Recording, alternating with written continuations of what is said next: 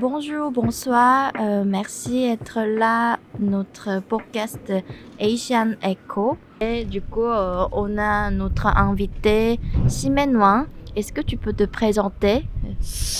Bonjour à toutes et à tous. Je suis Simène Wang, sociologue chargée de recherche au CNRS, donc au Centre national de la recherche scientifique en France, et je suis basée à Paris. Comme tu es d'origine chinoise, et est-ce que tu as déjà entendu des expressions avec le mot chinois, mais dans la langue française? Plein, il y en a plein. Et par exemple, on peut penser à Ni Hao, donc, qui figure dans le nom de ton projet. Et effectivement, ça, c'est un mot qu'on entend beaucoup dans l'espace public. C'est-à-dire que pour n'importe quelle personne d'apparence réelle ou supposée, en tout cas asiatique, souvent les gens sont apportés par le terme Ni Hao dans la rue. Et je veux dire aussi des expressions, on peut pour dire que, comment dire, ah ça c'est chinois, ah ça s'écrit chinois, pour dire Ah oui, que, ouais. oui, oui, oui, bien sûr. Par exemple, il y a le terme, par exemple, le mandarin ou chinois qui sont souvent utilisés même dans le langage courant, pour désigner les choses difficiles d'accès ou très difficiles à appréhender ou en tout cas qui est très éloigné des compréhensions usuelles de la population française en général. Et moi j'entends souvent que je parle pas chinois. Ah oui, en fait, Euh, il y a aussi une expression qui est très marquante dans la langue française. C'est du chinois. Ça veut dire quand la personne comprend pas le texte, mm, voilà, Ouais, elle c'est dit c'est ça. du chinois. mm. Je ne sais Et pas d'où vient ouais. vraiment cette expression. Mmh. Pareil, en milieu académique, souvent, j'ai des collègues qui disent: «Ah oui, c'est du mandarin». C'est un peu dans la même, c'est la même racine, en fait, pour dire que c'est Oui, incompréhensible, c'est trop difficile d'accès. Mais je pense que pour certaines personnes, en fonction des usages, ça peut être aussi, contenir une connotation péjorative, pour dire oui. que c'est ça chercher du mépris, ou de rejet. Hmm. Justement, en fait, parlant de ce rejet, et en fait, ça paraît pas mal de notre situation, en fait, qui est perçue un peu comme, comme les autres, ou souvent les intrus de la société française, parce que quand les Français euh, parlent de nous, en fait, ils nous présentent un peu comme tierces personnes.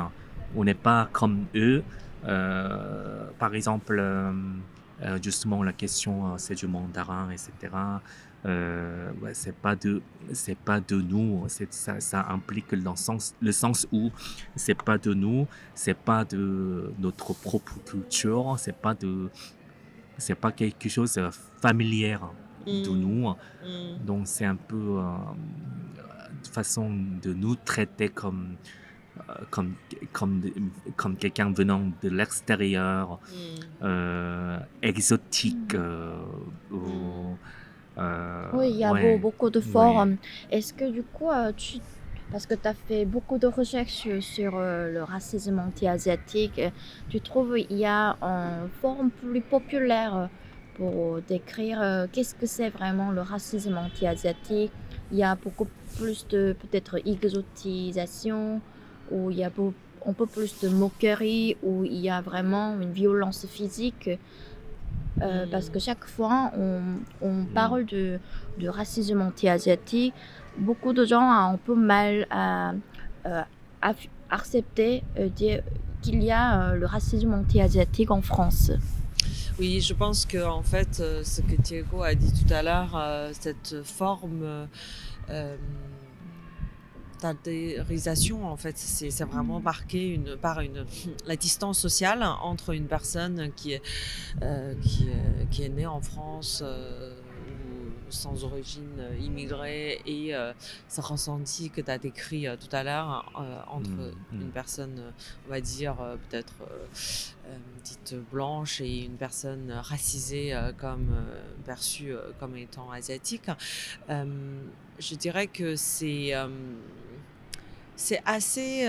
Il y a une histoire en fait qui est beaucoup plus lointaine que ça, dans le sens en fait, effectivement, le japonisme à la deuxième moitié du 19e siècle, et y compris en fait toute cette découverte, cette fascination en fait de la part des personnes occidentales vers les cultures de l'Extrême-Orient a une longue histoire. Et donc, encore aujourd'hui, on n'est pas détaché de ces histoires en fait entre l'Orient et l'Occident. Et du coup, ça a rendu, ça donne une forme de d'exotisation, comme vous avez dit, mais aussi comme j'ai dit tout à l'heure, adhérisation en fait de l'autrui. C'est-à-dire que comme si en fait il y a une altérité, bien sûr, entre nous deux, entre nous trois, il y a toujours une altérité interpersonnelle, mais comme si cette altérité est complètement poussée à l'extrême, comme si on vient de deux mondes, on peut pas se dialoguer et qu'il n'y a pas de mélange, il n'y a pas d'intégration, etc. Et donc pour revenir sur ta question, Mona, effectivement, je pense que bien évidemment, le racisme anti-asiatique prend des formes très différentes en fonction des personnes, en fonction des interlocuteurs, interlocutrices, et en fonction aussi des profils des victimes. Par exemple, tout à l'heure, tu as mentionné des agressions physiques. Nous avons remarqué que les agressions physiques sont encore plus vécues par les femmes d'origine asiatique que des hommes. Donc là, vous voyez, le racisme n'est pas isolé, c'est pas un phénomène isolé, ça s'imbrique avec le sexisme, ça s'imbrique avec d'autres... voilà, avec aussi, il y a un effet de quartier, par exemple, dans certains quartiers où voilà, il y a des personnes d'origine asiatique qui sont plus, on va dire, en milieu populaire, qui vivent, ou même par rapport aux autres quartiers où c'est plutôt fréquenté par les personnes des cadres supérieurs d'origine asiatique, ça prend pas les mêmes formes. Donc parfois, c'est des agressions physiques, parfois ce sont des blagues, parfois ce sont des moqueries. Effectivement, je pense que il y a, de façon générale, une tendance à banaliser et à rendre ces agressions plus ordinaires. Et en tout cas, bien évidemment, les vécus sont jamais ordinaires pour les victimes. C'est-à-dire que si on vit un épisode du racisme ou d'agression, pour nous, c'est extraordinaire. Ça sort de l'ordinaire, justement. Mais bien évidemment, c'est pas entendu extraordinaire comme formidable. Et donc là, vous voyez, il y a des différentes... il y a plein de nuances là-dedans. Et donc, c'est pour ça que dans notre étude Ractasi, qu'on a terminée et financée par le Défenseur des droits, on a montré dans quelle mesure le racisme s'imbrique avec d'autres rapports sociaux, donc du genre, de sexe, de l'âge. Par exemple, une personne âgée d'origine asiatique ne va pas vivre les mêmes formes du racisme anti-asiatique qu'une jeune femme ou un enfant à l'école, etc. Primo-arrivant et deuxième, troisième génération, il y a des différences, on suppose. Oui, bien Est-ce sûr. que tu peux parler de ça un peu? Et il y a une très grande différence, c'est un peu dans la continuité de ce que je vous ai dit tout à l'heure, c'est-à-dire qu'il y a une imbrication des différents rapports sociaux. Et donc là, on voit aussi comment la race, l'origine raciale peut s'imbriquer avec le statut migratoire. C'est-à-dire que les primo-arrivants, ils sont souvent encore plus vulnérables que les descendants, puisqu'il y a cette insécurité linguistique, c'est-à-dire que quand les primo-arrivants, même si ils peuvent venir faire des études supérieures en France et bien maîtriser le français, mais malgré tout, c'est pas leur langue maternelle. Et donc, quand ils parlent, ils ont un accent, ils ont des hésitations, et ils font des fautes parfois. Et du coup, ce sont des éléments qui peuvent être à l'origine du mépris social, mais aussi des moqueries, des discriminations, par exemple, que les primo-arrivants peuvent vivre sur le marché du travail. Oui. Tu fais vraiment preuve de cet exemple parfois. Ouais. Et Parce Alors, qu'on essaye beaucoup pour être intégré aussi, mais je trouve qu'il y a la limite. Je sais pas, ça fait déjà 10 ans qu'on est là, nous les deux, mais et puis notre français est bien, mais on parlera pas vraiment comme une Française ou Français qui sont nés ici. Mais après, et on a aussi rencontré pas mal de deuxième, troisième génération Mhm. ou en virgule cinquième Oui. génération. Mhm. Et je trouve qu'il reçoit aussi des Oui, discriminations. bien sûr. C'est encore une fois, hein, ça il y a des différentes formes d'expression du racisme et des discriminations ethno-raciales.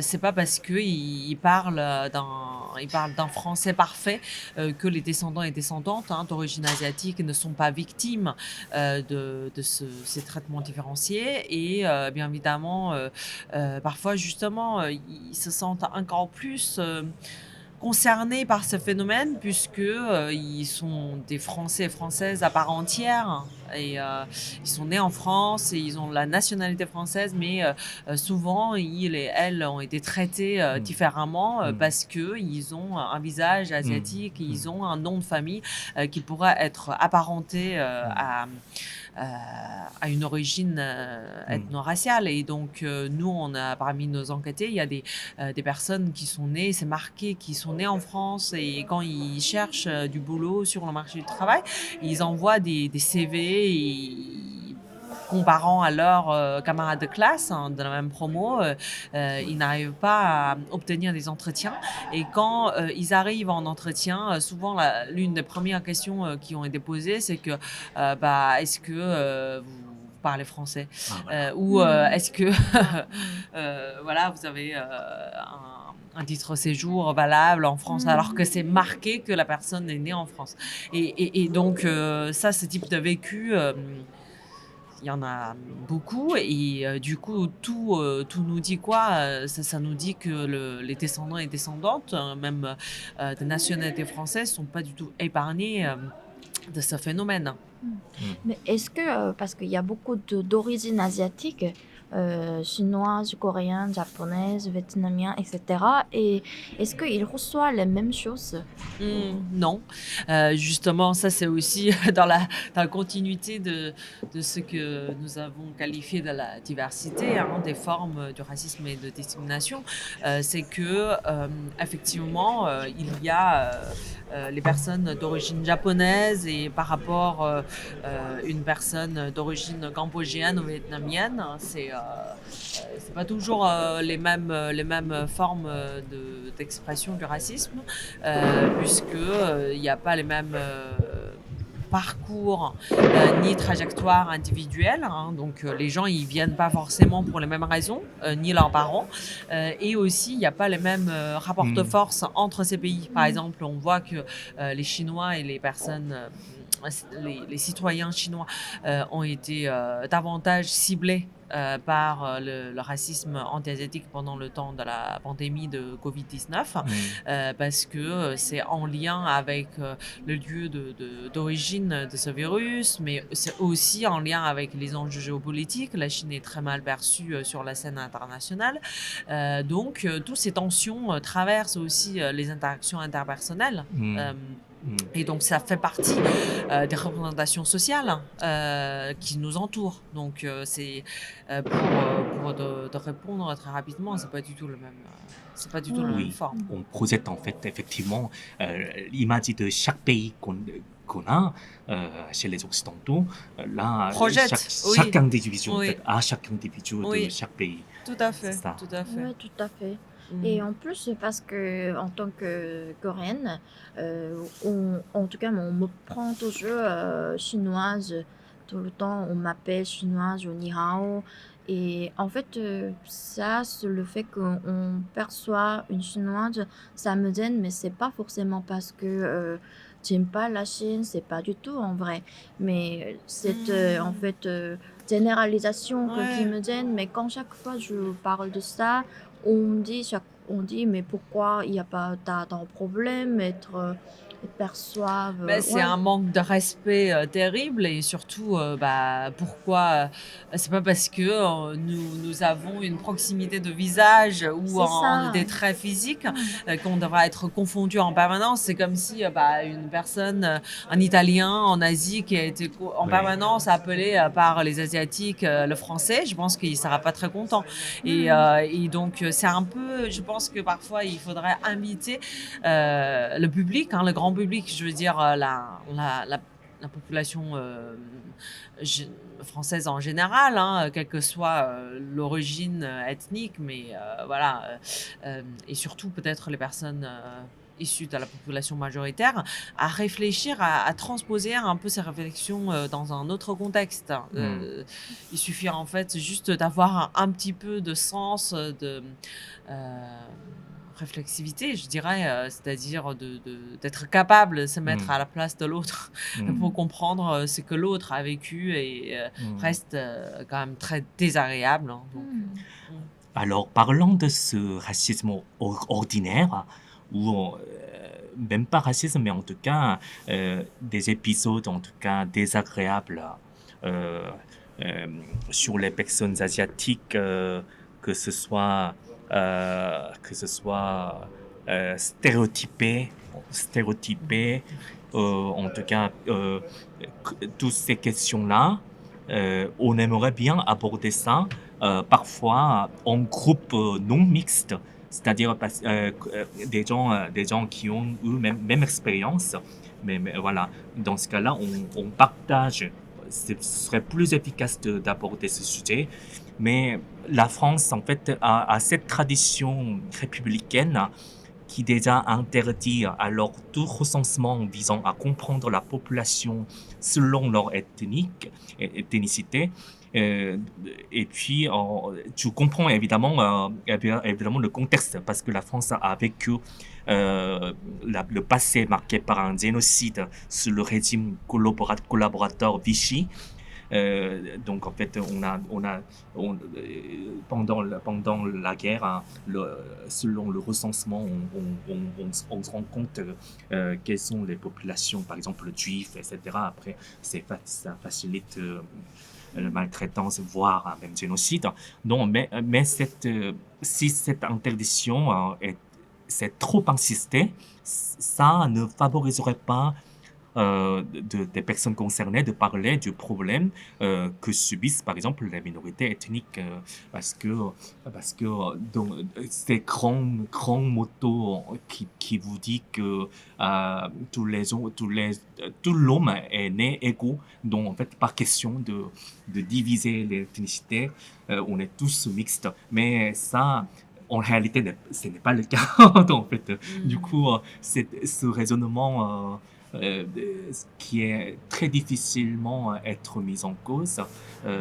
Comment on peut alors aborder la question de non-mixité ou un peu parler entre nous euh, je ne sais pas, Mm. tu Oui, je comprends à pense peu que en près. fait, Oui. effectivement, tu as évoqué les statistiques ethniques, hein, qui sont interdites, en tout cas actuellement dans la société française. Mais je pense que l'une des façons, c'est justement dans l'approche que nous sommes en train de poursuivre, c'est-à-dire vous, en tant qu'artiste, comme nous, en tant que chercheurs, on essaye de mener des entretiens, utiliser plutôt une approche qualitative et subalterne, aller à l'encontre des personnes ordinaires et pour sortir justement des études ou des podcasts ou des œuvres artistiques qui nous permettraient de montrer cette diversité et cette mixité ethnique. C'est ça, en fait, on va revenir un peu vers ton projet React Asie. Et je trouve que c'est très intéressant que à la fois tu publies tes recherches académiques, mais en même temps, il y a des produits artistiques. Film, court-métrage, moi je dirais artistique, et tu as invité des réalisateurs, réalisatrices et artistes. Et est-ce qu'il y a une intention particulière sur l'art ou C'est ton moyen. Oui, bah en tout cas, moi personnellement, déjà, je dirais que déjà le projet, c'est pas moi à titre personnel, hein, le projet Aractasi, c'est un projet collectif. Nous sommes plusieurs chercheurs et jeunes chercheurs qui collaborent ensemble pour le volet scientifique. Et nous avons aussi notre partenaire associatif, qui est une association, l'association des jeunes chinois de France, la JCF, qui avec qui en fait on a travaillé ensemble, on a réfléchi ensemble et on a conçu le projet en partie, donc c'est une recherche à action, hein, ensemble. Et donc c'est la JCF, via la JCF que nous avons pu avoir cette opportunité de collaborer avec des réalisateurs qui sont également membres de la JCF. Et sachant qu'en fait Aractasi, c'est mon deuxième projet dans lequel, donc de recherche, hein, scientifique, dans lequel j'ai intégré un volet artistique, puisque avant ce projet-là, j'ai coordonné un autre projet qui est financé par l'Agence nationale de la recherche, donc l'ANR en France, qui a porté sur plutôt les expériences de vie des personnes d'origine chinoise pendant le temps de la pandémie. Là, pour le coup, c'est moins varié en termes de origine régionale et nationale. Et puis, le sujet n'est pas ciblé spécifique à la question du racisme anti-asiatique, mais à cette époque-là, on avait vraiment envie de produire aussi un documentaire. On a produit plusieurs teasers, dont un teaser qui a porté sur le racisme anti-asiatique vécu par les personnes d'origine chinoise. Et c'est aussi à partir de cette expérience-là que je me suis rendu compte qu'il y a énormément d'initiatives, en tout cas dans le monde artistique, de la part des... parfois, c'est pas professionnel, hein, c'est vraiment amateur, mais j'ai l'impression que c'est quelque chose qui émerge de notre terrain, c'est-à-dire que les personnes concernées, notamment sur le premier plan des victimes d'origine asiatique, ont envie de verbaliser, ont envie de dénoncer, ont envie d'en parler à travers différentes formes. Il y a des gens qui publient sur les forums, il y a d'autres gens qui ont lancé des hashtags sur le Twitter, il y a des artistes comme vous qui ont décidé de faire des courts-métrages, etc. Et du coup, ça m'a inspirée. Et donc, je dirais que je me suis inspirée de cette démarche artistique il y a déjà quelques années pour aussi... continuer à expérimenter avec le projet Aractasi. Et donc, avec le projet Aractasi, on a décidé de sortir 5 épisodes, donc, dont les 4 premiers sont vraiment autour des voix des victimes.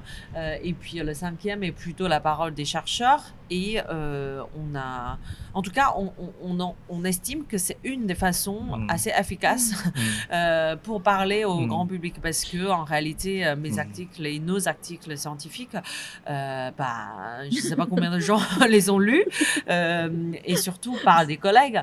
Et C'est puis, pas faux. ouais. Donc du coup, je pense que c'est bien qu'on puisse aussi justement renforcer ces collaborations et cette articulation entre le monde de la science et le monde de l'art. Et donc, c'est très bien, voilà, ce que vous faites aujourd'hui. Mais en plus, j'ai lu un article sur toi et en fait, tu es une des premières personnes qui a lancé cette recherche aussi, non? J'ai vu, il n'y a pas assez de recherches sur le racisme anti-asiatique, donc par rapport du coup, d'autres ethnicités.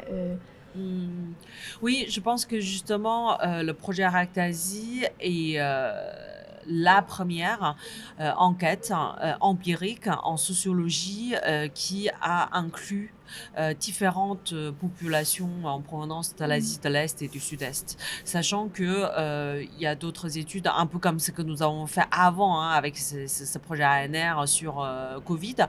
On a approché la question du racisme anti-asiatique, mais à partir de l'expérience des personnes en provenance de la Chine.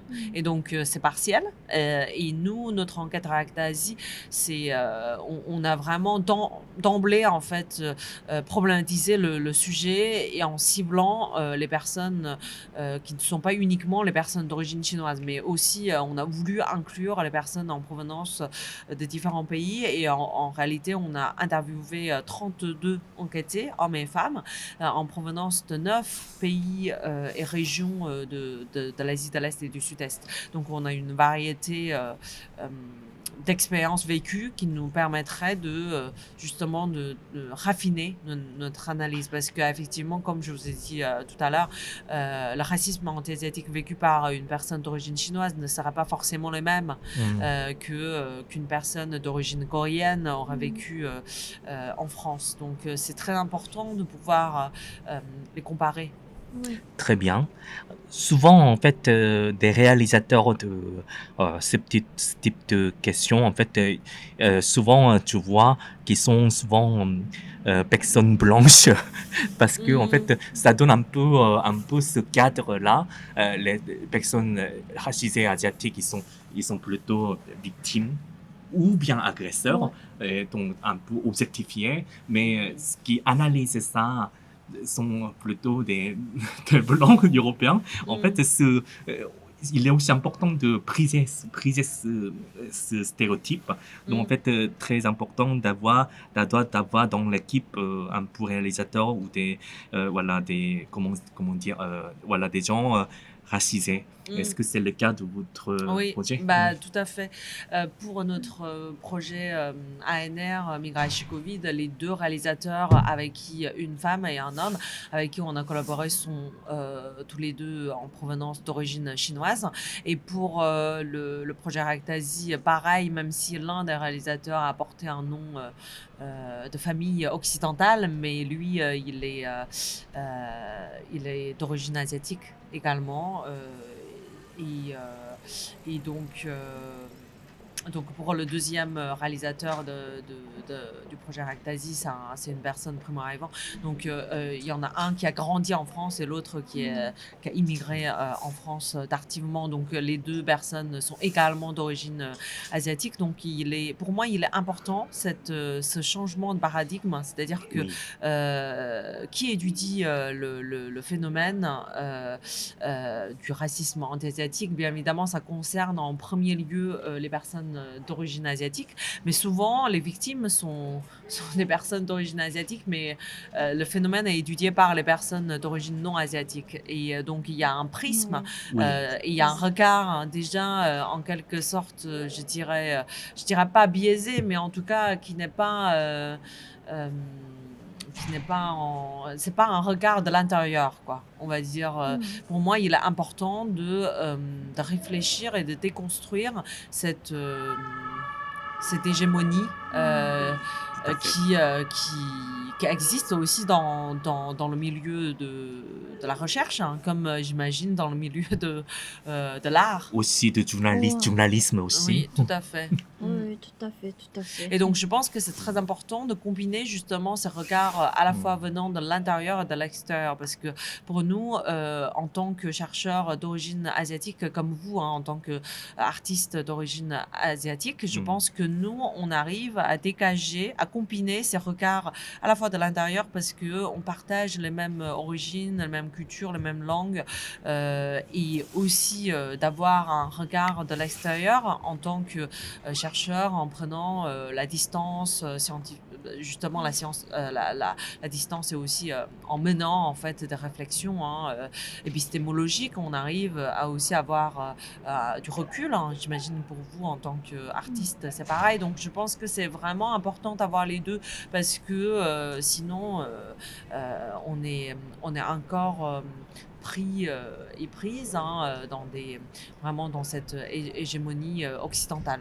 Oui. Mais en même temps, il y a un côté, la communauté asiatique ne réagit pas aussi forte contre le racisme anti-asiatique par rapport à d'autres groupes, communautés.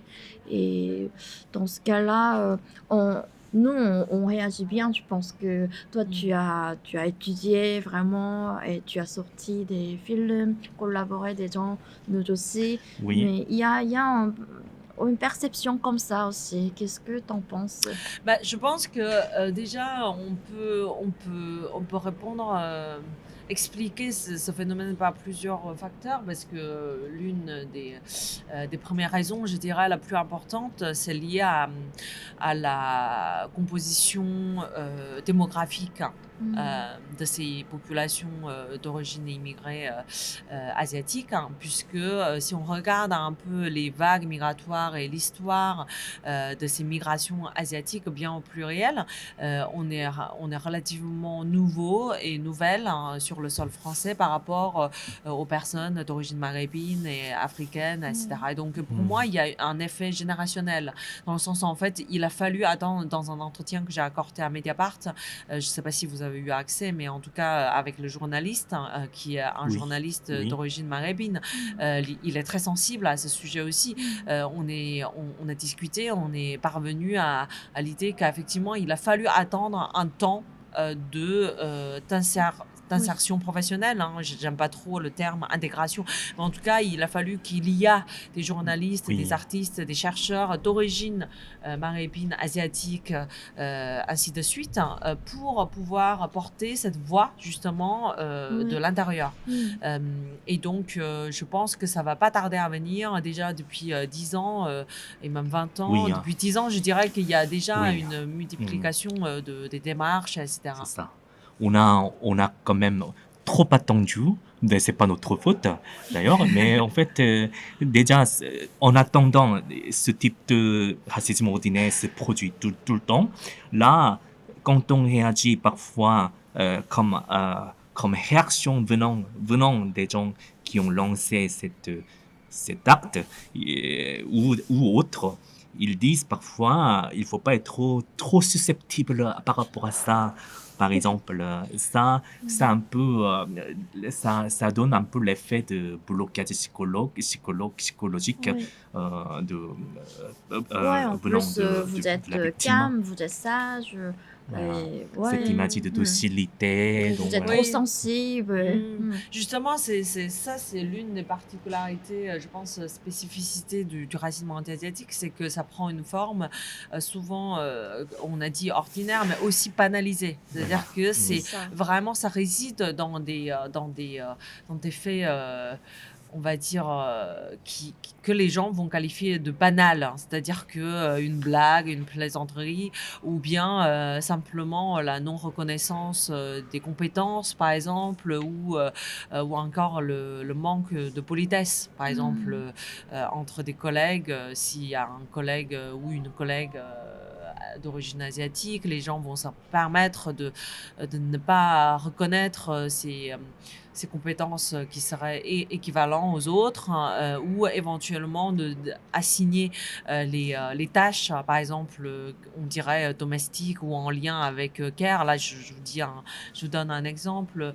Par exemple, là, il y a des entretiens, il y a des enquêtés qui nous parlent du fait que si lors de la pause café, il y a un groupe de collègues qui discutent et ils prennent du café et à la fin, les tasses sont posées sur la table, et quand les gens vont retourner au travail, en quelque sorte, les gens attendraient un petit peu que ça soit une personne d'origine asiatique, surtout des femmes, à ranger, Oui. à nettoyer, Ah oui. alors que tous les collègues ont des statuts équivalents, et en quoi on devrait attendre une personne d'origine asiatique de ranger. Oui, Ouais, ça, j'ai on est plein de choses à vraiment, dire, on est mais courant. vraiment.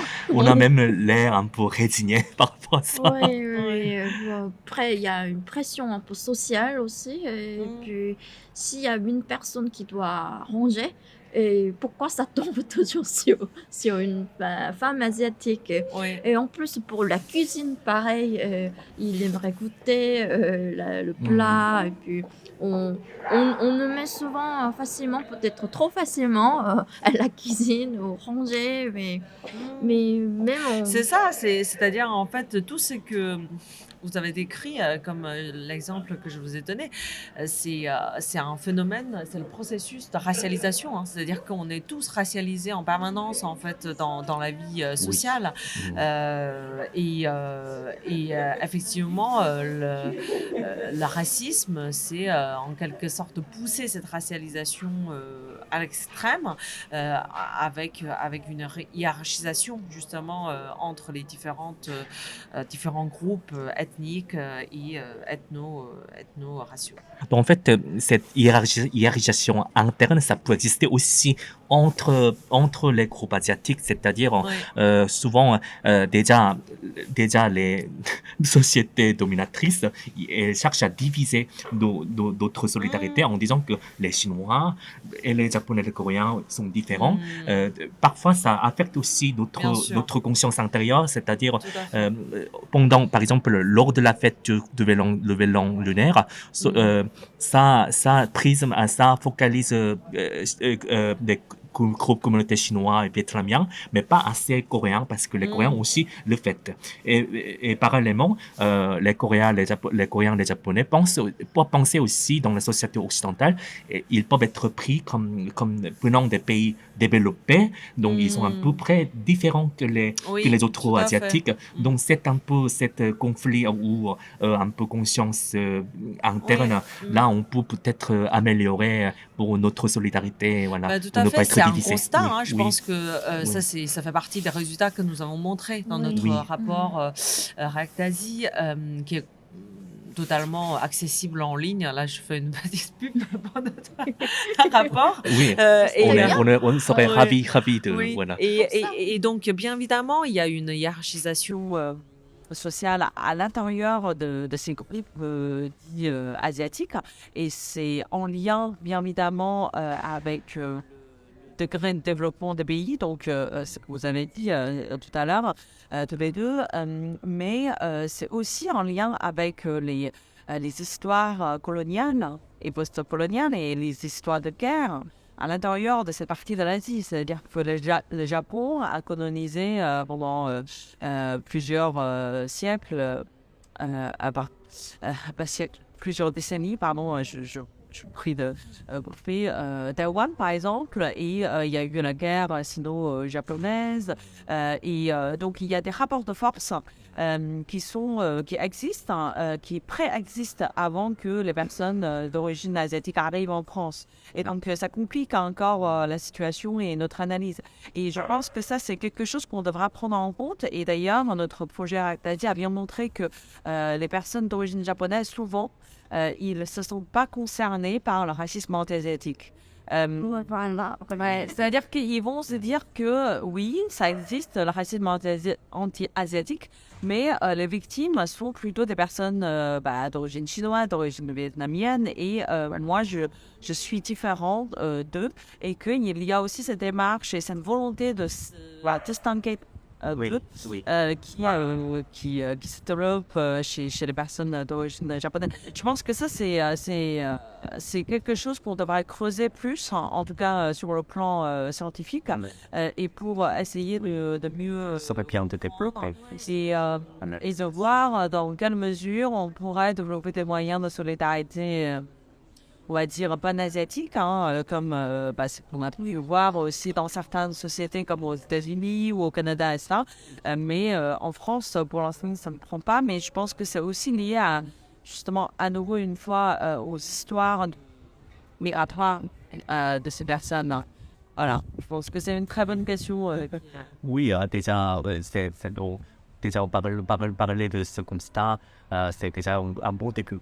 Oui, je pense, ça peut, voilà. Déjà, avoir conscience de cet décalage et ces différents rapports de force. Et du coup, oui, ça pourrait être une sorte d'appel, en fait, Voilà. de solidarité. Du coup, merci d'avoir pris le temps. Oui, merci beaucoup. Merci à vous, merci beaucoup.